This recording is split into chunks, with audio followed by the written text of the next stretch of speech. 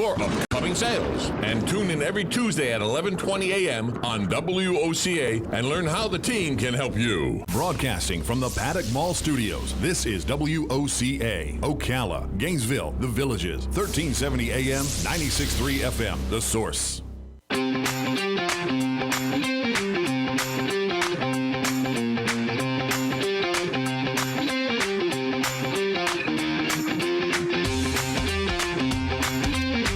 All right, 25 minutes before 11 o'clock. Every once in a while, Robin, in the course of doing this radio show, we have come across people who are doing really good things for other people. And it's always interesting how we find those people. In this case, the one we're going to learn about today, we found our next guest. They found us because of a song I had written and recorded, and it was called Hands Down, Love Wins, right? Was that the name of it? Hands Down? I don't even remember my own songs. William Edwards is in the studio, good-looking guy, and looks like he could be a rock star, and he is in a way. He's a youth advocate and a mentor doing really good things, and he's got, from what I understand, an amazing story he's going to share. Victoria Simon-Herrin is in the studio also. Victoria wrote me in some kind of, what do you do, like messaging or something on Facebook, and something about the song, and she didn't even know we did a radio show, correct? I did not. So it just all came together, and I asked Robin to get in touch with Victoria so we could have Victoria and William on, and here they are. Victoria is the president of the Alan Madden Foundation. We're going to find out what that is. My notes tell me that the Alan Madden Foundation helps teens as they age out of the foster care system with nowhere to turn as they transition into adulthood. Oh my gosh, what a tough circumstance that must be. Well, good morning, William and Victoria. Thank you. How are you? Nice here. Good. Where do you live? Where's home? Bellevue, actually. Are you mother and son? He came to me as my foster youth, Okay. and so I claim him as my son. Okay, well, that's sweet. So can you explain to me what that means, foster youth? So when he came into foster care, they needed a place for him to live, and I was a licensed foster parent, and I had been a medical foster parent, and William had some health issues, so they thought of me and asked me if I'd be willing to take William in, and at the time he was 17 years old, and I'd not taken a teen in before, so he was my first teen. Well, did you have other children living with you? I did. Children aging from, at the time, 4 all the way up to 16. So any girls in the group? I did, girls and boys equally. So was it, I mean, how do you know? You got a good-looking young guy moving in, and you got some girls living in the house. Actually, the William you're seeing today is not the William that came to my door, and no one prepared me for that. You know, the ladies must love you. Look at those eyes, Robin. I know. Isn't he a good-looking guy? Wow. And I'm not gay. I'm just saying. I'm a dad, so I know. I can tell. Well, anyway, so thank you for coming. Wow, what an amazing thing you've been doing, Victoria. Wow. Well, I mean, just in general, just being able to open up your heart and your home to people who are in need of a home. it's all William. I started a nonprofit a year before William came.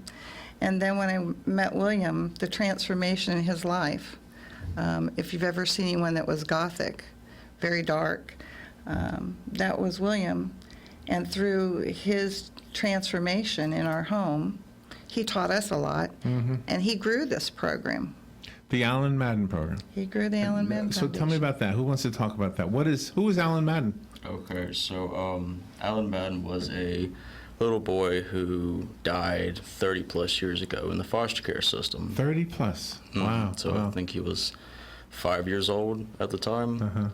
But we want to remember him in a good way and not the negative way. Okay. Well, how could there be a negative way for a 5-year-old? Well, he died, so we don't want to focus on that. We just want to Okay. focus Was he murdered or was he? He was killed by his parent, and the child was involved in the foster care system. Okay. And the system had not grown. I mean, it's not perfect now. I mean, that's kind of what William talks about, is the system's not perfect, but there's a lot of good things going on we need to focus on so that we don't get lost as we try to evolve and change for our kids, Right. that we don't totally reinvent the wheel. You have the hard job. Our job is easy. We just want to help you get the word out about what you're doing, because it sounds like it's something other people should hear about. Yeah. So who started the Alan Madden Foundation? I did. You did? I did. I wanted to do something. Did you know about little Alan? I did. I personally knew him. Oh, you knew him? Yeah, I did. Oh, wow. And I got to see, I had an inside seat to watch what actually happened. And I always thought down the road, if I had the opportunity to, give something positive to his name, because he was a national, it was a high-profile case.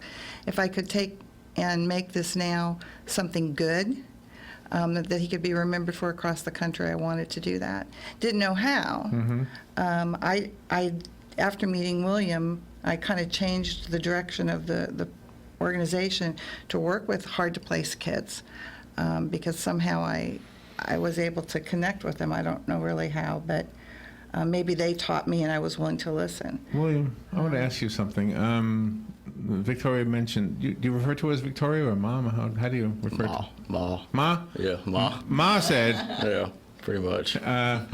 that you were into Gothic and all that. Now, just so you know that I don't know. And I always thought it was just fashion. I always thought it was just about style. Is there more to it than I know? Well, 3.5 years ago, actually, you would not have recognized me how I am now. I wore the black nails. I had the black eyeliner, the black hair. I would call it my war paint. What I would always show on the outside to cover what was inside. I mean, amongst other things, I was depressed. I was dealing with being homeless, so it wasn't not only how I dressed on the outside, but how I was on the inside was just a very, very dark person. She's giving you credit for changing her. Is it the opposite true too? Do you give her credit for changing you? Well, I give her credit because she took the time and she tried to understand. Normally, if you go up to a person and you look scary, like how I did, most people would shun away. They would, be afraid of you. Right. But she didn't. She didn't judge me. She was You're a special lady, very Victoria. understanding.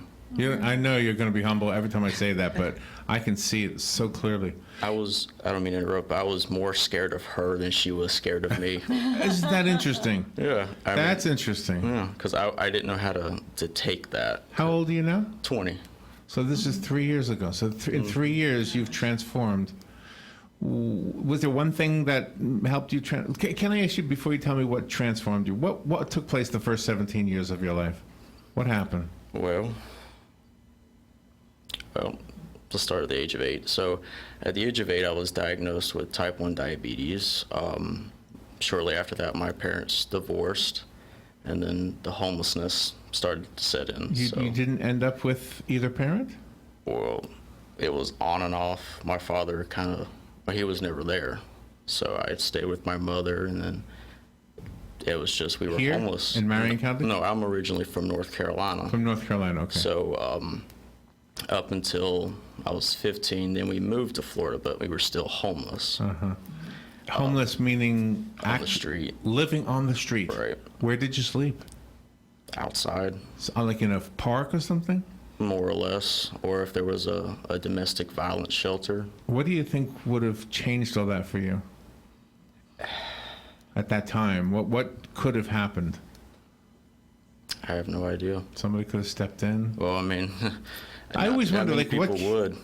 I know, but I have to wonder, what can we as a society do? Is there some way? I used to walk past homeless people in California, and I used to say, what could I possibly do for them other than bringing them food? I used to bring them pizzas, but I don't know. I mean, all right, so you had a hard life, and so you lived like that until you were 17? Pretty much.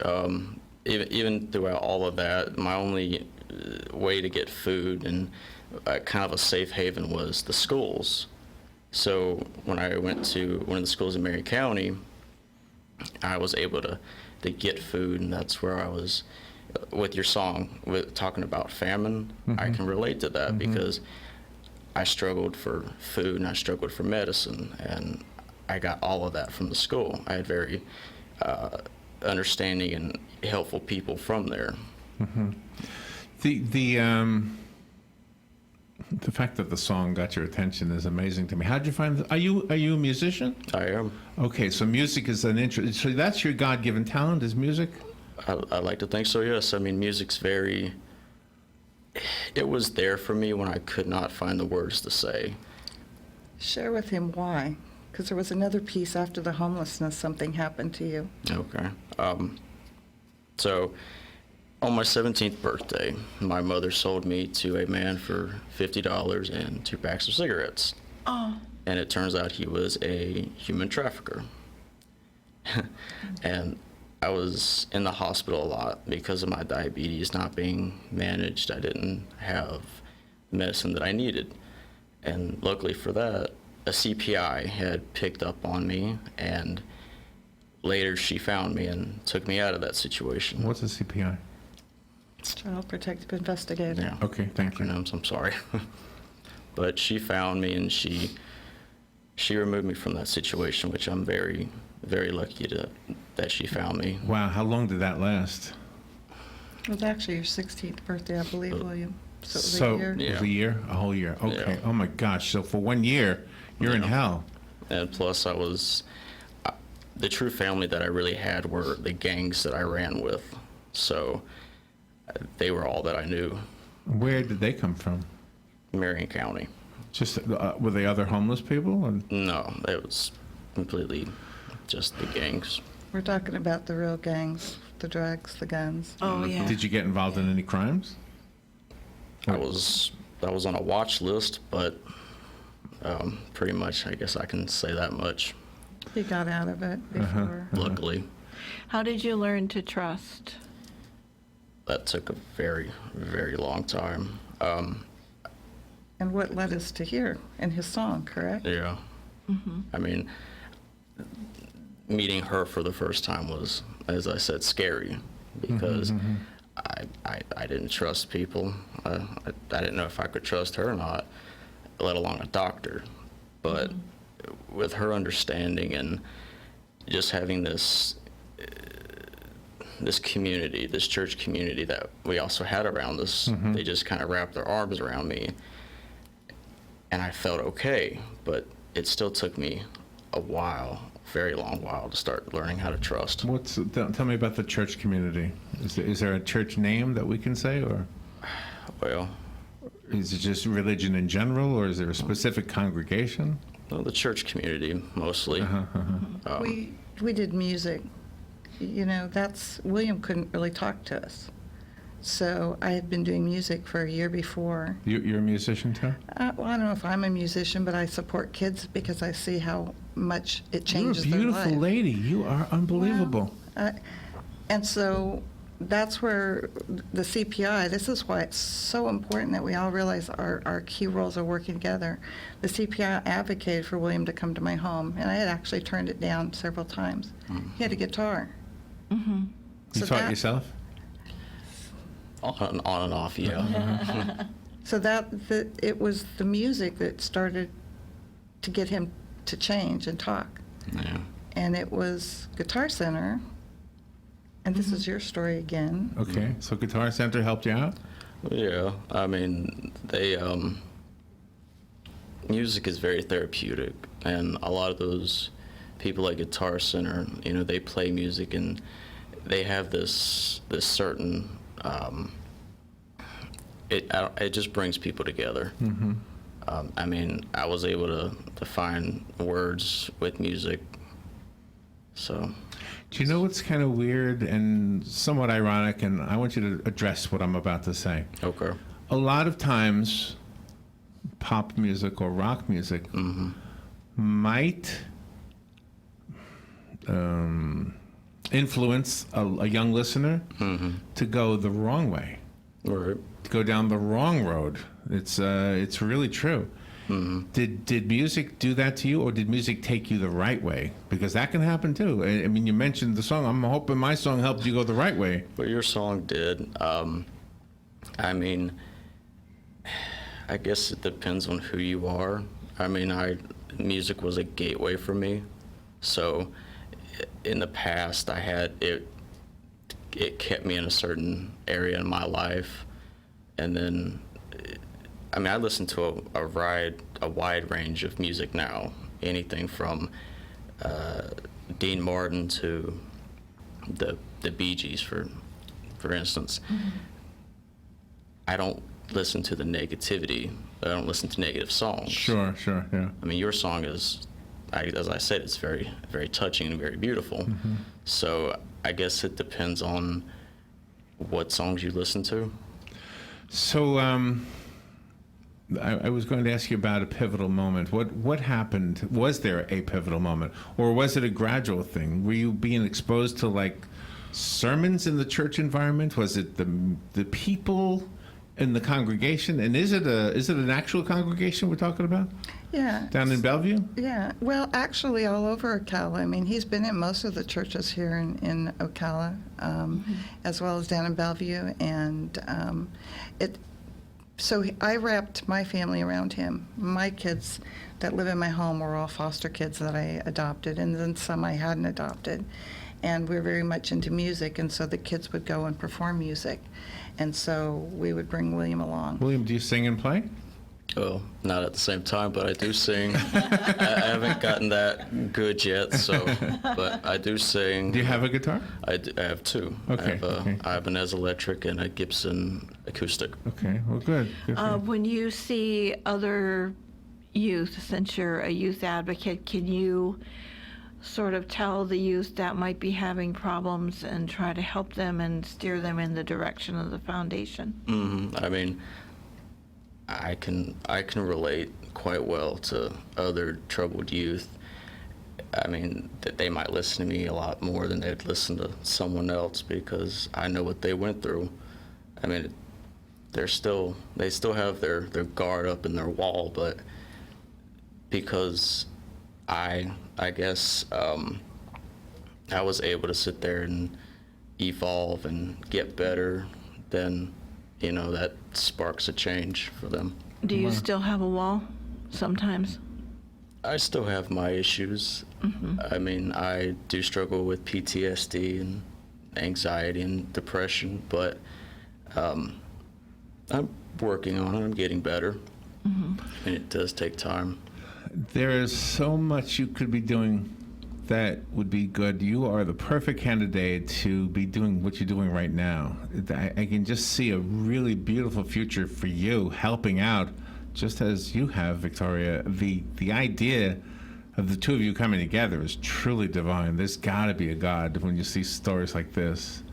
So is that in your future? Is that something you're doing now? Victoria said you are going to lots of different churches. Do you speak at the churches? I do. I mean, I've went to over 400 churches. Oh my gosh, really? Around the country. I'm sorry.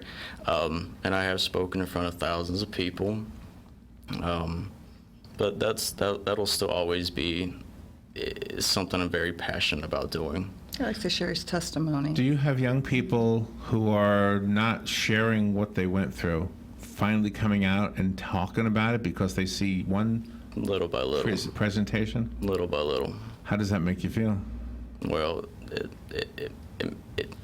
makes me very emotional. I mean, it's a lot that, it's a lot that someone went through, and that they're able to finally get it out. The important thing, I think, for a young person to hear is that there's hope. That's a very, very important message. The hard part is when Robin and I were younger, we could be those people. But when you're older, young people don't listen to you as much anymore. So while we have the same message, we don't have as effective a result. You're there. I mean, you're a good-looking young guy. You've got it. We didn't have that history, though, and that's a blessing for us. But at the same time, it also separated us from the kids who were really going through some hard times. You went through them, so you've been in the trenches. They will listen to you, and I know you know that. Yes, sir. Yeah. And you're a good listener also. I think that's one of the key factors to being as successful as you are, is that you listen to others and then try to find an avenue of help for them. Yes, ma'am. How does someone approach you if they're going through something and they need to tell somebody to get help? How do they approach you, the students? Well, either through my phone or in person. I mean, they come to me before if they're thinking about running or if they're thinking about doing something. They usually come to me or someone else that's Connected. you know. I mean, it's important that they do come to me or someone else. It's hard. So He saved a lot of kids from going back on the street because they relate to him in music in a language sometimes I don't even know that I understand. You know, it's a privilege for me to get to kind of hang with the young people again. Yeah, sure, right. yeah, sure. But Yeah. they'll talk to him before they run. And Did you have a hard time in your youth also, Victoria? No, my parents were professional, Uh-huh. but they weren't home a lot. So I spent a lot of time with my grandparents, which I think has been an impact on William. Besides the fact that he had started the Rising Voices program with our foundation for kids to get music lessons, he started something else with our vets and our seniors. And So what is that? What are you doing? Okay. So when you turn 18, when you're a foster kid, when you turn 18, you go into something called extended foster care. Now you have the option to not do it or do it. And we are partnering the seniors and the vets for host homes. And so if you have a youth that goes into a host home with a senior, and the senior can teach the youth a skill set as like painting or plumbing, any of that. The senior gets to not only do it in the comfort of their home, but they're able to teach that youth a certain skill set, which makes the youth feel wonderful because they feel like I did something, I did something great. Right. And in return, the senior, first, so to speak, with electronics, the youth can show the senior how to send an email or turn on a computer. Something in exchange, yeah. Right, and it forms a bond and it forms a family. I myself have PTSD, and most vets do have PTSD. Right. And- experience, yeah. Right, so they're very understanding to a youth who might have anxiety. They're very understanding. So not only does the youth have someone who's been there and who's done that, they have that support. So Makes a really good fit. That's awesome. That's really awesome, and it's brilliant. The idea that you've come up with ideas on how to help other people break through whatever wall they're behind is just a testament to everything I can see for you in the future. Not that I'm psychic or anything, but I do see some amazing things. Well, it's a wonderful.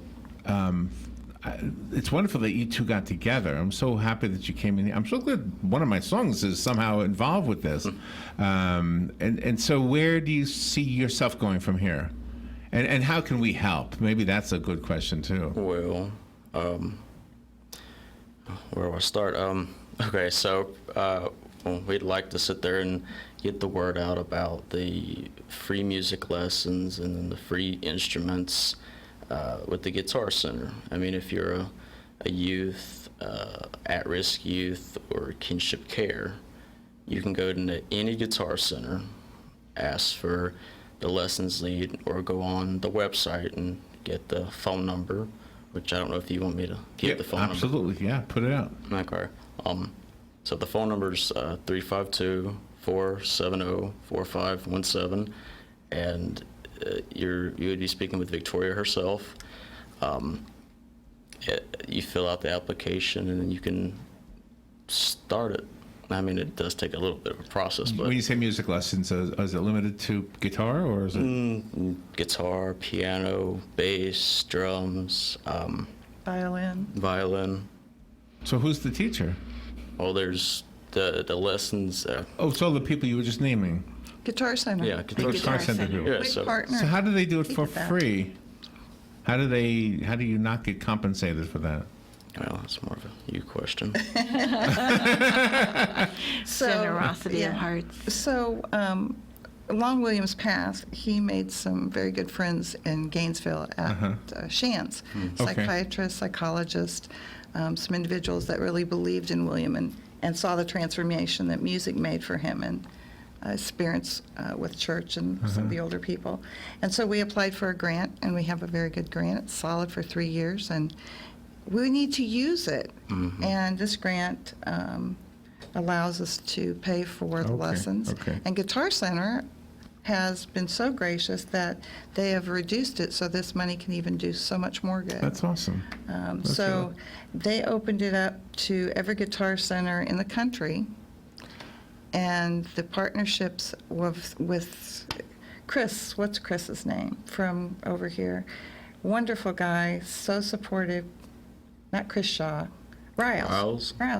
These guys really get around you and support our youth, and they build that. And so we've even had a vice president from California come to an event that William did in Kentucky. We brought some Florida people up to Kentucky, and governors and first ladies, and Really? Wow, it's amazing. to talk about this. Can I talk music with you for a moment? Sure. And getting old? Sure. This is music and getting old. The one thing that happens, I've done music all my life, and one thing that happens is you develop a style. First you imitate, Right. and then you have a style that's kind of your own. And guess what happens? It never goes away. And that's why you hear Paul McCartney still doing music that sounds like he did when he was 25. Right? That's why you still hear that. That's why when I go to the Guitar Center and I see young people with guitars and they are developing their own styles, I know that this is one of the beautiful things that God has created. He created people to live and die, and I know nobody likes to think that dying is a beautiful thing, but in a way it is, because it means that new young people are going to come into the fold, and they're going to have something new, a new way of cooking a meal, a new way of building a railroad, or a new way of building a phone, right? A new way of writing songs, a new way of making music. And those old people who resent the newer music are missing out on the whole point. The whole point is that young people are the ones who will see changes, whether it's in government or in music or in anything. It's the young minds. The old minds are still good. Like you pointed out, you like Dean Martin. So there's not a. It's not like we're written off the page. We still have a place. And in my world, when I tried to teach guitar to young people, the one thing I could not do, I couldn't teach them how to play like Ed Sheeran. Right. If that makes sense to you. I could help them understand how to play like Larry. Right. But I couldn't help them because I don't know. I know how to play the chords, but it's two different things, right? And I know you get what I'm saying. Yeah, I do. Right? So I think it's wonderful that Guitar Center is doing that, because I'm assuming like at Sound Exchange, we have another Guitar Center in town. Oh, they're And wonderful too. this guy Johnny is outstanding, so unbelievable. But he's older. And he teaches guitar too. Now maybe he breaks through this wall, this backwards wall of being able to teach like a young guitar player. I don't know, because I do radio, so I'm not engulfed in it completely. But so where do you go from here? Well, What's next for you? What do you see in 2020? 2020. Perfect vision. Finishing the last semester of my college to get my bachelor's. Congratulations. Thank you. I was in a program when I was in high school through Florida Virtual, the BA to MD. So Wow. I was also in college. Good so for you. after this semester, I'll jump right into med school. Oh, wow. Fingers crossed. Your ambition is to- Congratulations. Become my diabetic. I'm my diabetic doctor, the endocrinologist. That's my good goal in the future. But Congratulations. still advocate and You're still going to play do music. it. You're going to do it. Can I ask you a question about siblings? Do you have brothers or sisters? Biological or Yeah, biological. I have two. And do you stay in touch with them? No, not really. Did they have the same hell as you did? There's a few years apart from each of us, so I can only speak for myself. Right. But they had ways out that I didn't. Wow. You hear about trafficking, you always think of young girls. Mm-hmm. Correct. You hear in the news boys, but I don't think I've ever met a boy that was trafficked.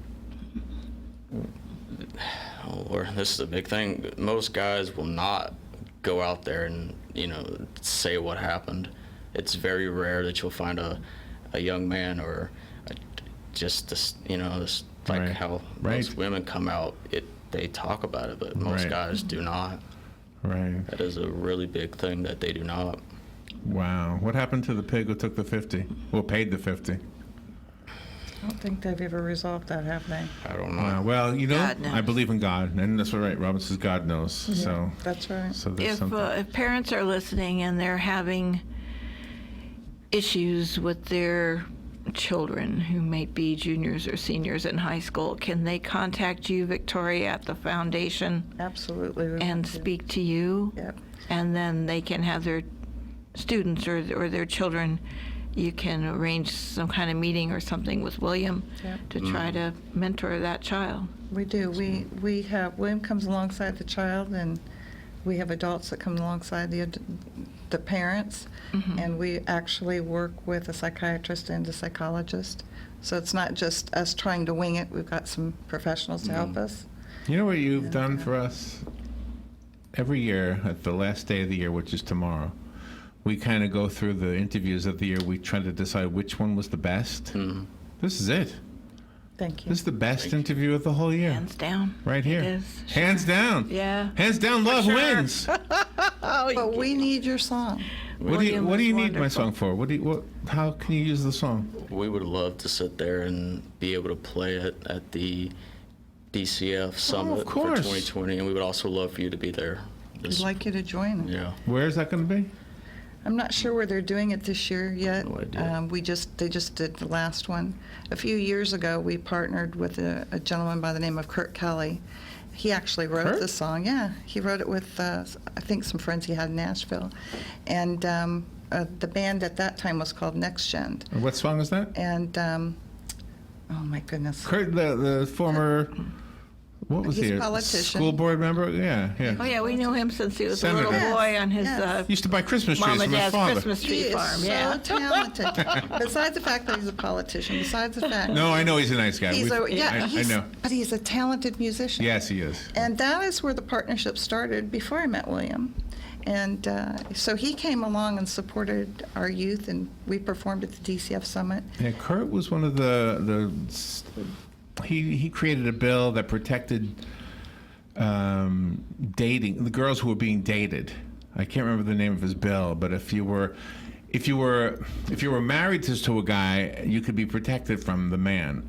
But if you were just dating a guy, you had nothing. So he created a bill that helped young help girls. that. Yeah. Oh, wow, I did Yeah. not know that. Yeah. But what we'd like to do, William's been all around the country, coming back to Florida now, and in 2020, he's really wanting to give back, right, to the people that helped you. Oh yeah, most definitely. And he heard your song, and he brought it to me, and he said, "Can you help me reach this guy? I mean, I asked you to friend request him on Facebook because he's still very protective Did I? of it." Did I do the friend thing? Yeah. Okay. And he said, I forget who I he said, do. I want us to do this song, and I want to talk to the DCF people because, again, I would love for you guys to sing it. I mean, if you want to. I mean, I don't have to be the singer. I haven't done that in a while. but you play a guitar beautifully. Yeah, You could you do. be part of the. Well, I would love You to. could be their band. Just let me know. We will. Just let me We'll know. do it. We'll find a way Yeah. to get wherever it is and say whatever you want us to say and be part of it. Well, this has been recorded, so let's ask people who are listening to share this. I think you're going to reach a lot of people. If we have anybody with the school board, have you spoken to Heidi Mayer and those folks? Not yet. Heidi, We know Heidi. Come on, Heidi. This is an opportunity. William Edwards is the young man. Victoria Simon-Herrin. Am I saying your name right? Yes. Victoria? Yep. Thank you both for what you're doing. You are making the world a better place. You have just given us the best show of the year, best interview of the year. It's not really a show, is it? Can you give us the name of the website and also repeat your phone number again? Sure. It's Allen, and it's ALLAN. Did I spell it right? No, ALAN MADDEN. AllenManFoundation.org. Yeah, I went to the website earlier. Yep. And then your phone number is 352-470-4517. That phone's manned 24 hours a day, 7 days a week, either by myself, William, and so you'll get one of us.